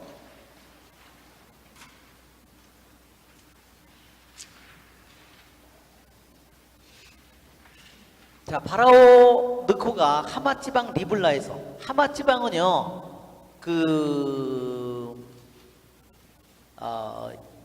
지금 말하자면 하마 지방은 이쪽 지역이에요. 위에 여기에 파라오가 왜 여기가 있었냐면 칼케미스 전투가 BC 605년에 했다고 그랬는데요. 칼케미스가 여기에요. 이 지역이에요. 즉 이게 이 지역이 거의 하란 지방에 가까운 거예요. 칼데아 우르는 여기라 그랬죠? 칼데아 우르는 여기고 하란 지방이 여기에요. 여기에 칼케미스 전투가 벌어졌는데 여기서 왜? 이 니니베는 함락당했죠? 그러니까 이 아시리아군이 패잔병들이 모여서 여기까지 몰려간 거예요. 그리고 이집트는 여기로 가서 서로 만나기 쉬운 데서 만나서 연합을 해서 여기 바빌론 세력과 전쟁을 하게 됐는데, 그래서 여기에 가다가 여기에 하맛이라는 곳에서 여호아하즈를 불렀어요. 네가 왕 됐다며? 이렇게 부른 거죠. 이렇게 내가 니네 아버지 죽은 거 알지? 내가 죽인 거 알지? 이렇게 했죠. 네가 왕 됐어? 그럼 인사를 드려야 와야지. 그러니까 여기까지 올라간 거예요. 파라오 느코가 여호아하즈가 왕 됐다고, 이스라엘 백성이 왕으로 뽑았다고, 그러니까 요시야 다음으로 너 와서 인사해. 그러면서 이제 말하자면 불러들인 거예요. 그리고 북쪽으로. 그러니까 이제 인사드리러 간 거죠. 갔는데 보니까 이놈이 보니까 말도 잘 안 듣고, 그죠? 고분고분하지가 않으니까 어떻게 해요? 말하는 거 보니까 그래서 감옥에 가둬서 그 다음에 이들을 끌고 가서 거기서 죽은 거예요. 이게 이제 여호아하즈의 운명이에요. 그를 잡아 가두고 예루살렘에서 다스리지 못하게 하고, 그러고 나서 파라오 느고는 요시야의 아들 엘리야킴을, 이게 사실은 더 위에 큰 아들이다. 그래서 다시 임금으로 꼭두각시 임금으로 여호와킴으로 꼭두각시로 세운 겁니다. 여기 여호와킴을 이집트의 꼭두각시로 세운 거예요.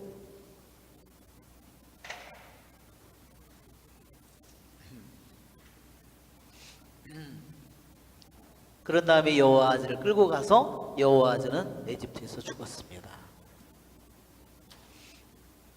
여호와킴은 파라오 느코에게 자기 파라오 느코가 너희들이 우리나라에 졌으니까 조공 바쳐. 그래서 많은 조공을 때린 거예요.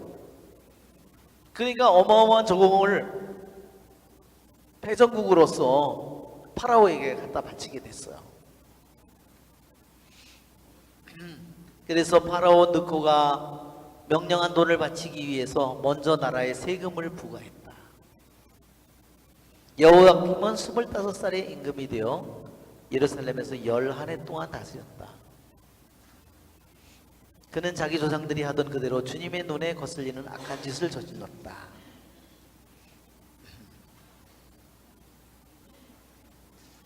자, 우리 여호야킴에 대해서 우리 여호야킴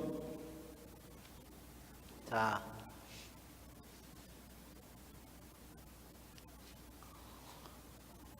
24장을 한번 볼까요? 이제는 24장을 우리가 공부하면 될 것 같습니다.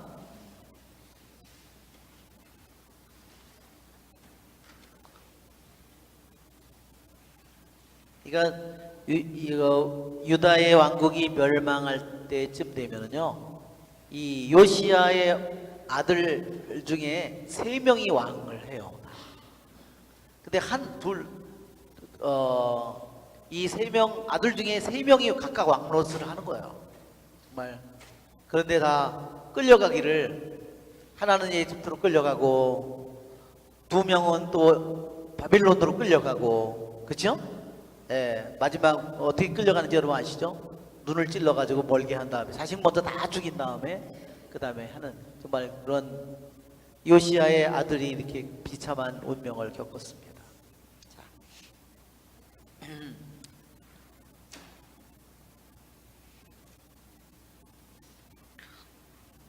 자, 우리 24장을 한번 읽어볼까요? 좀. 여호야킴 시대에 바빌론 임금 느부갓네살과 쳐들어 올라와서 여호야킴은 세 동안 그의 신하가 되었다.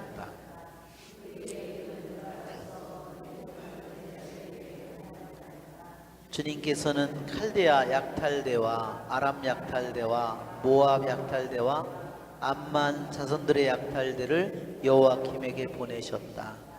주님께서 당신의 종 예언자들을 통하여 하신 말씀대로 유다를 멸망시키려고 그들을 유다에 보내신 것이다. 므낫세가 지은 온갖 죄 때문에 유다를 당신 앞에서 물리치라는 주님 명령에 따라 그런 일이 유다에 일어났다. 또한 그가 흘린 무지한 피 때문에 그런 일이 일어났다. 그가 예루살렘을 무지한 피로 채웠으므로 주님께서는 용서하실 마음이 없으셨던 것이다. 그 행적과 그가 한 모든 일은 유다 임금들의 실록에 쓰여 있지 않는가? 여호야킴이 자기 조상들과 함께 잠들자 그의 아들 여호야킨이 그 뒤를 이어 임금이 되었다. 그때 바빌론 임금이 유프라데스 강까지 이집트 임금에게 속한 땅을 모두 점령하였으므로 이집트 임금이 다시는 자기 영토 밖으로 나오지 못하였다. 네, 여기 여기 반역을 일으켰죠. 그래서 느부갓네살이 이 자기의 용병들을 말하자면 보냈어요. 이스라엘 땅에 인접한 나라에 있는 사람들로 형성된 용병을 보내서 이스라엘을 대신 공격하게 했어요.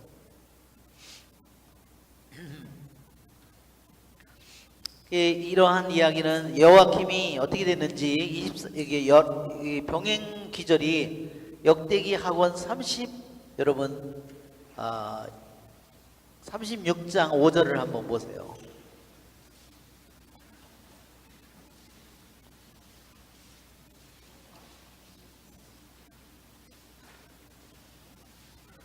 자, 한번 읽어볼까요? 여호와킴은 25살의 임금이 되어 예루살렘에서 11해 동안 다스렸다. 그는 자기 주 하느님의 눈에 거슬리는 악한 짓을 저질렀다.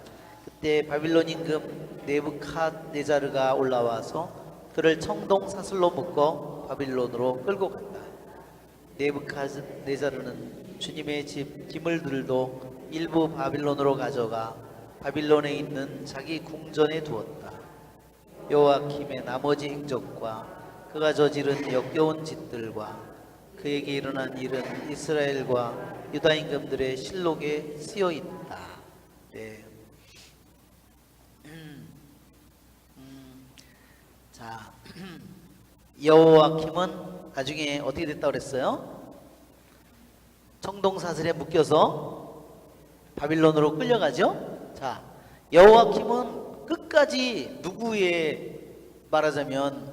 누구를 찾았냐면 에집트의 파라오에게 의지한 거야. 끝까지. 자, 여호와킴이 요시야 왕이 아버지가 죽고 여호아즈가 백성들이 뽑아서 왕이 되었다가 마음에 안 드니까 이집트에서 하맛에서 불러가지고 이렇게 보니까 이거는 말도 안 듣고 그러니까 끌고 감옥에 가뒀다가 에집트를 끌고 가서 거기서 죽었어요. 여호아즈는 3개월로 끝났어요. 그래서 새로 꼭두각시 왕을 세웠는데 그것이 여호와킴이라고 했어요. 아까 기름을 부었다 그랬잖아요. 유다의 왕들이 왜 아까 보면 기름을 부었다는 말이 왜 나오냐면요. 정상적으로 이 아버지가 죽었을 때 다음 큰아들이 왕이 되면요 기름 부을 필요가 없다는 겁니다. 둘째가 왕이 되었기 때문에 이 여호아즈를요 백성이 여호아즈에다 기름을 붓는 거야. 이런 경우에만 기름을 붓는다는 특별한 경우에, 정상적으로인 경우에는요 기름을 부을 필요가 없었다는 겁니다. 자, 그 다음에 여호와킴이 이제 에집트의 꼭두각시로 여호와킴에서 통치를 하는데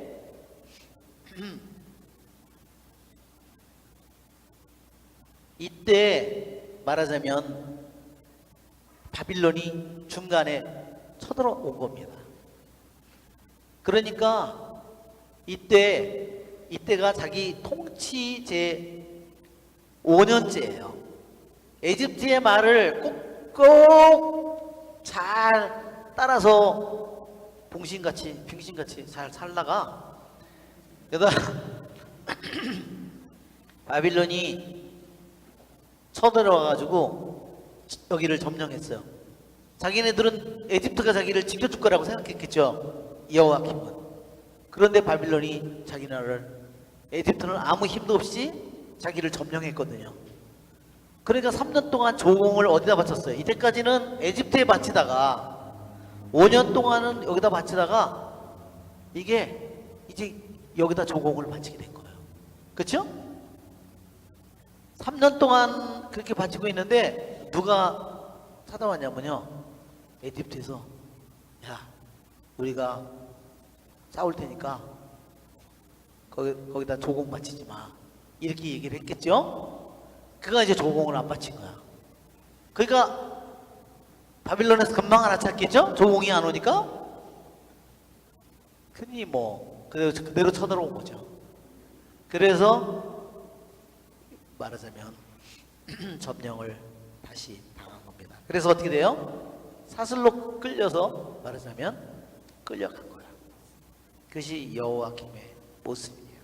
자, 우리 예레미야서를 한번 볼까요? 예레미야 예언자는 자 여기 있는 것처럼 우리가 잘 여기 있는 것처럼 자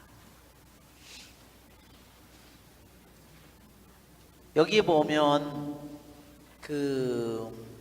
먼저 예레미야서를 한번 볼까요? 예레미야 22장.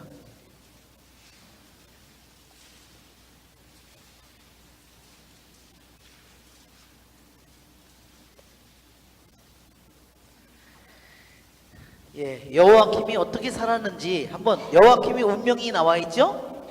네, 한번 읽어볼까요?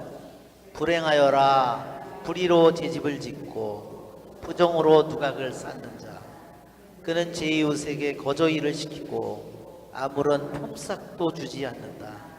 나 자신을 위해 넓은 집을 짓고 널찍한 방들이 딸린 누각도 쌓아야지 하면서 그는 제 집에 창문을 만들어 달고 향백나무 판자를 붙인 다음 붉은색을 칠한다. 내가 향백나무를 쓰는 일로 으스댄다 해서 임금 노릇을 하는 줄 아느냐. 내 아버지는 먹고 마시면서도 공정과 정의를 실천하지 않았느냐. 그러기에 그가 잘 되었다. 가난하고 궁핍바니의 송사를 들어주었기에 그가 잘 된 것이다. 이야말로 나를 알아보시는 일이 아니냐. 주님의 말씀이다. 그러나 너의 눈과 마음은 오로지 제 부정한 이익을 돌보고 무지한 이의 피를 흘리며 억압과 폭력을 일삼는 일에나 쏠려있다. 그러므로 주님께서 유다 임금 요시야의 아들 여호와킴을 두고 이렇게 말씀하신다. 아무도 그를 위하여 애곡하지 않으리라. 아이고 나의 형제여, 아이고 자매여, 아무도 그를 위하여 애곡하지 않으리라. 아이고 임금님, 아이고 폐하, 사람들은 노새를 묻듯 그를 묻으리라. 그를 끌어다가 예루살렘 성문 밖에 멀리 내던지리라. 레바논으로 가서 바산에서 너의 목소리를 높여라. 아바림에서 외쳐라. 너의 정부들이 모두 파멸할 것이다. 내가 안정을 누릴 때 너에게 일렀건만 너는 듣지 않겠소요 하고 마다하였다. 나의 말을 듣지 않는 버릇은 내 젊은 시절부터 있어 왔다. 바람이 너의 목자들을 모두 몰아가고 너의 정부들도 유배되리니 너는 온갖 죄악 때문에 수치와 부끄러운 일을 당하리라. 레바논에 자리 잡고 향백나무들 가운데 보금자리를 마련한 자야. 해산하는 여인의 진통과 같은 고통이 너에게 닥칠 때 너는 얼마나 괴롭게 신음할까. 예, 이미 예레미야 예언자는 이미 예언을 이 여호와킴 왕에게 예언을 이미 해준 거죠. 그렇죠? 예, 여호와킴의 문제가 뭐예요? 탐욕이에요. 그리고 뭐를 의지하고 있어요? 에집트를 의지하고 있어요.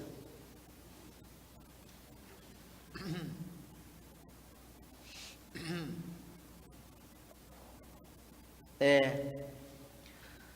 내 아버지 요시야는 먹고 마시면서도 공정과 정의를 실천했다 그랬어요. 그렇죠? 그런데 이 아들은 오직 바라는 게 뭐예요? 제 부정한 이익과 무지한 이의 피를 흘리고 억압과 폭력을 일삼는 일. 왜 그랬을까요? 많은 세금을 걷어들였겠죠? 파라오에게 바치느라고 많은 돈을 걷어들여서 그걸 다 나머지는 누가 먹었을까요? 왕이 다 먹었지.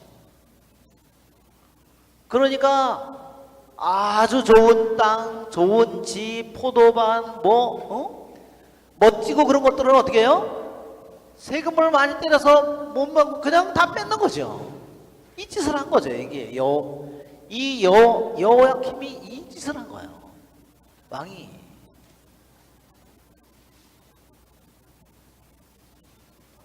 참 얼마나. 그러니까 우리나라 재벌들이 그런 일들을 너무 많이 하잖아요. 그렇죠? 정말 구멍가게까지 다 하고 다 털어먹느라고. 그렇죠? 아주 뭐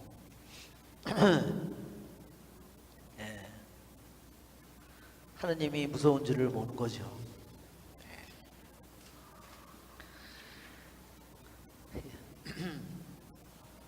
그리고 자기 집은 최고급 집으로 만들고, 그렇죠? 향백나무 그런 것으로 집을 짓고 두각을 만들고 자기의 운명이 자기가 어떤 길이 자기 앞에 놓여져 있는지 그 길을 가는 자기에게, 그렇죠? 자기가 청동사슬을 끌고, 그렇죠? 유대인의 전승에는요 한 가지는 그가 묶이자마자 죽었다는 그런 얘기가 있어. 이 여호와킴이 굉장히 허약했대요, 몸이. 그래서 자기의 모든 신하들 앞에서 자기가 완전히, 그죠? 포로 마냥 묶이고, 그러니까 그냥 쓰러져 죽었다는. 그리고 하나는 살아있는 채 사슬을 묶어서 말들이 끌고 그냥 가다가 죽었다는 겁니다. 그래서 그냥 그 죽음을 예레미야 여기 예언자의 말처럼 당나귀 붙듯이 그냥 집어 던지고 팽개치고. 그러니까 백성들도 누구도 그러한 왕을, 자기네들이 그렇게 많은 돈을 거둬서 그것을 다 뜯어먹은 그 왕을 누구도 저기 묻어주고 싶지 않았다는 거죠. 이때 뭐가 일어났냐면 이 여호와킴의 통치 기간 중에 칼케미스 전투가 이루어지는 거예요.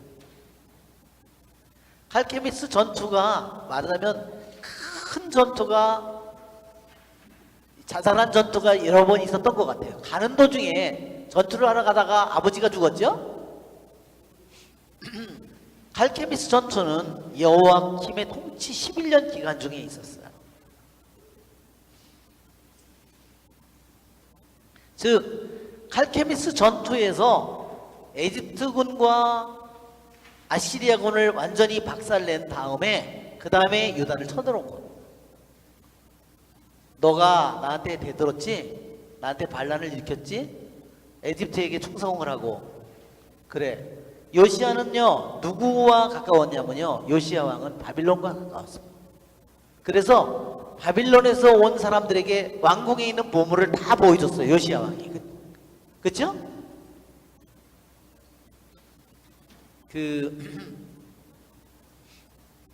히즈키야 왕이 보여줬죠? 그런데 나중에 이제 이 보물이 다 옮겨갈 거라고 그랬잖아요. 예, 여기에 보면 이 여호와킴은 이처럼 그렇게 힘든 그 시대에 하느님을 사랑하고 공정과 정의를 실천하는 그런 왕이, 모든 나라의 공정과 정의는 뭘 통해서 이루어져요? 재판을 통해서 이루어집니다. 그것을 모든 재산이니 뭐니 그거를 잘 지켜줘야 되는 임금이 수많은 세금을 해서 못 갚으니까 그걸 못 갚는 사람들 재산을 다 뺏어버린 거예요. 땅이고 집이고 뭐이고 뭐, 그렇지요? 자식이고 뭐이고 다 뺏었겠죠. 예, 참 왕이 할 짓이 없어서. 예, 그것이 예레미야 예언자의 예언을 통해서 이미 나온 겁니다. 그것이 정말 슬픈 일이에요. 그 결과는 결국 자기가 청동사슬을 끌고 자기가 아무도 백성이 그를 묻어주고 싶지 않았다는 거예요. 그냥 개뼈다귀 뭐 굴러다니듯이 이렇게 갖다 집어던지고 그냥 여기서 보면은 장사 지냈다고 그랬는데,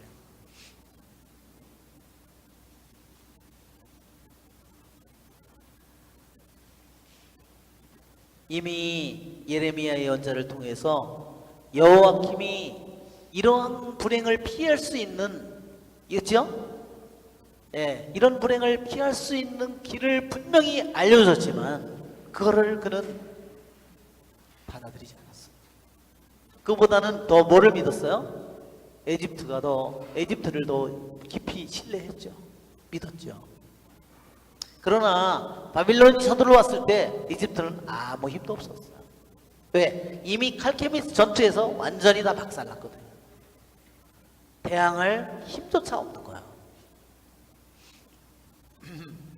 그러니까 바빌론 이 제국 느부갓네살은 여호와킴의 이 통치, 처음에는 에집트의 꼭두각시가 되어서 왕 노릇을 했고 5년 동안 섬겼지만 5년 후에는 바빌론의 느부갓네살이 왔을 때 정말 아무도 그를 세력을 막을 수 있는 사람이 아무도 없었습니다.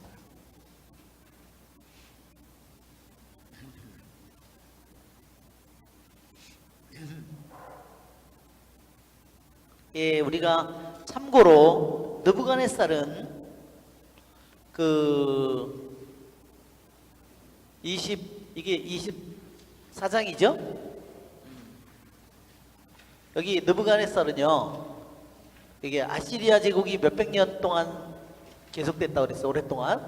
그 다음에 바빌론은 아시리아 밑에 나보폴라살이 말하자면 아시리아 밑에 말하자면 이것이 장군이었을 거예요. 아버지가. 그러면서 점점 힘이 아시리아가 점점 분열이 되고 힘이 약해지면서 자기를 따르는 사람들이 점점 많아지면서 바빌론 제국이 느부갓네살 아버지 때부터 이제 바빌론 제국이 형성이 된 겁니다. 처음에 니네베를 함락시켰어요. 아버지가 니네베를 함락시킨 겁니다. 그 아버지가 함락시킬 때 물론 느부갓네살은 왕자였으니까 자기가 많은 일을 했겠죠.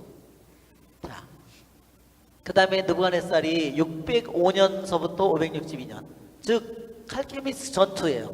아버지가 그 이집트군과 아시리아 연합군과 바빌론이 붙을 때 아버지가 죽은 거예요. 그래서 급히 말하자면 자기 바빌론으로 달려간 겁니다. 그래서 1700km를 달려갔대요. 2주 동안에. 왜냐하면 아버지가 죽었으니까 왕자가 위험하잖아요. 왕 자리가 누가 왕이 될지 모르잖아요. 그래서 급히 2주 만에 그래서 전쟁터에서 아버지는 말하자면 병이 들었거나 뭐 그랬겠죠. 그러니까 이 느부갓네살 왕자를 보내서 전쟁을 했는데 그 사이에 아버지가 죽는 바람에 이제 그 전쟁터에서 2주 만에 바빌론으로 돌아갔다 합니다. 그래서 왕이 된 후에 이제 칼케미스 전투에서 이제 더 전쟁에서 이기고 그 다음에 유다도 공격하게 된 겁니다. 자, 여기 보면 특이한 기절이 뭐냐면요, 24장 2절이에요. 주님께서는 칼데아 약탈대와 아람 약탈대와 모압 약탈대와 암몬 자손들의 약탈대를 여호와김에게 보내셨다. 네, 그걸 보내신 게 누구라고 되어 있어요? 주님이라고 되어 있다 하는 겁니다. 모압이 쳐들어왔고 암몬, 모압, 여기에 아람, 예, 다 이스라엘의 국경에 있는 나라들이에요. 우리 지도를 보면 이게 예, 여기 칼데아 우르라고 있죠, 여기? 예, 여기가 우르고 칼케미스가 여기에요. 예, 여기가 바빌론입니다. 이게 바빌론, 여기가. 그러면서 점점 여기를 다 차지했으니까 점점 커지는 거죠. 이게 칼데아 지방이라고 그러는 거예요. 우리는 갈대아다 그러고 뭐 칼데아, 이게 바빌론을 가리키는 말입니다.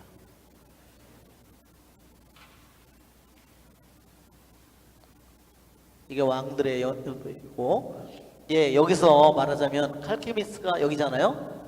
여기까지 말하자면 이렇게 이게 여기 이집트군이 이렇게 올라가고 여기는 이쪽에서 내려오고, 그래서 이렇게 해서 여기서 싸움이 벌어진 거예요.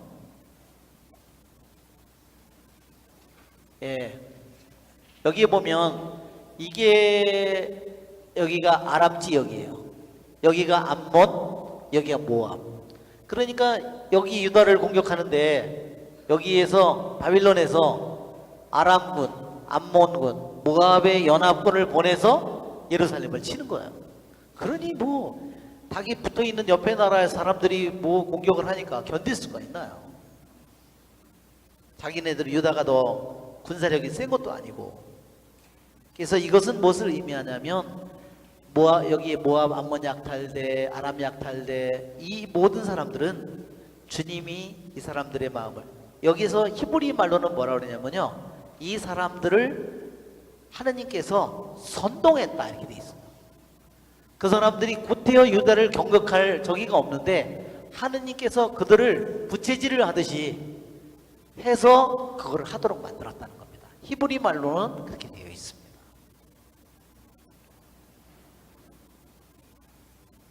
우리는 약탈대를 여호와김에 보내셨다 이렇게 되어 있는데 하느님께서 그렇게 선동을 하셨다 이렇게 되어 있어요. 예, 하느님께서는 얼마든지 바빌론을 통해서, 아람을 통해서, 어느 전을 통해서 이스라엘을 심판하실 수 있습니다. 주님께서 당신의 종 예언자들을 통하여 하신 말씀대로 유다를 멸망시키려고 그들을 유다에 보내신 것이다. 자, 유다의 멸망이 가까운, 북쪽에도 멸망이 가까울 때 예언자를 많이 보내잖아요. 그렇죠? 뭐 아모스 예언자, 수많은 예언자를 보내는 것처럼 남쪽의 유다가 멸망할 때도요 많은 예언자를 보냈어요. 가장 저기 한 예언자는 누구죠? 여기에는 나오는 예레미야 예언자예요. 예레미야 예언자는 뭐라고 그러냐면요, 25장인가 예레미야 25장을 보면요 뭐라고 되냐면, 자기는 23년 동안 요시야 왕, 즉 여기 있는 여호와킴의 아버지 요시야 왕 때부터 예언을 해서 23년 동안 예언을 했다고 그랬어요. 계속 하느님께서 그들을 이 멸망을 피해가도록 끊임없이 하느님의 말씀을 요시야 왕, 그 다음에 여기 여호아즈, 여호야킴, 여호야킨 다 치드키야 마지막까지 하지만, 여러분 보세요. 요시야 왕이 죽고 나서 왕이 여기 여호야킴 된 다음에 마지막 왕이 누구죠? 치드키야죠? 자, 치드키야예요. 자, 이렇게 되어 있는데요. 자, 이 왕이 여호아즈가 3개월 통치했다 그랬죠? 여기 11년. 여호야키님이 다시 3개월. 다시 여기 11년. 그러면 통 합쳐봐야 몇 년밖에 안 돼요? 22년밖에 안 돼요. 요시야 왕이 죽고 22년 돼서 나라가 멸망. 그러니까 예레미야는 계속 이미 이 요시야 왕 때부터 예언을 해서 멸망하는 날까지 예언을 하지만 그걸 받아들이지 않는 거예요. 또 어떤 예언자가 있죠? 주님께서 이 멸망을 앞두고 누가 있냐면 다니엘도 예언자예요. 다니엘을 한번 보세요. 다니엘서를 여러분 한번 펴보세요. 다니엘 1장.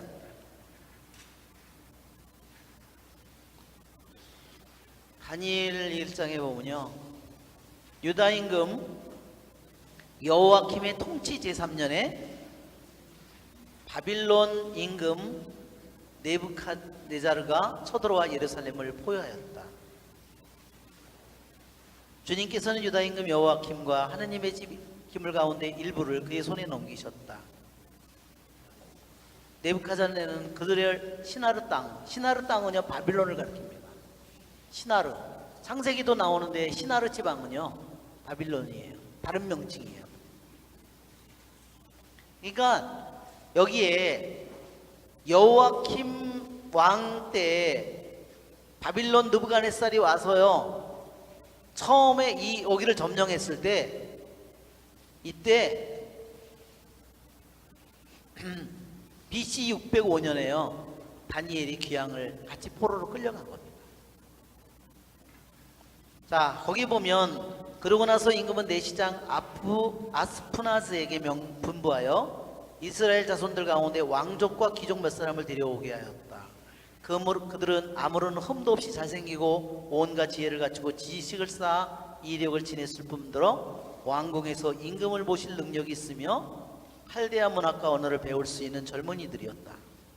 임금은 그들이 날마다 먹을 궁중 음식과 술을 정해 주었다.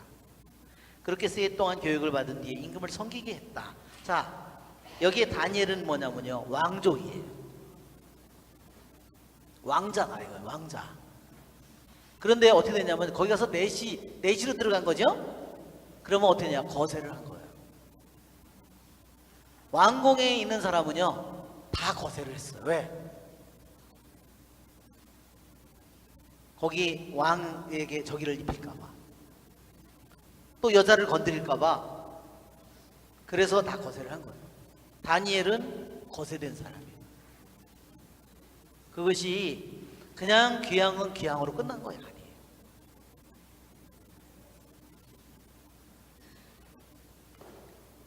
그러니까 다니엘은 자기 자신은 그렇게 비참한 운명을 맞이했지만 그는 슬퍼하지 않습니다. 그렇죠? 그는 끊임없이 자기 자신을 저기 하는 것이 아니라 끊임없이 자기 동족과 자기 민족이 그 귀향에서 다시 돌아갈 날을 끊임없이 기다리고 있어요.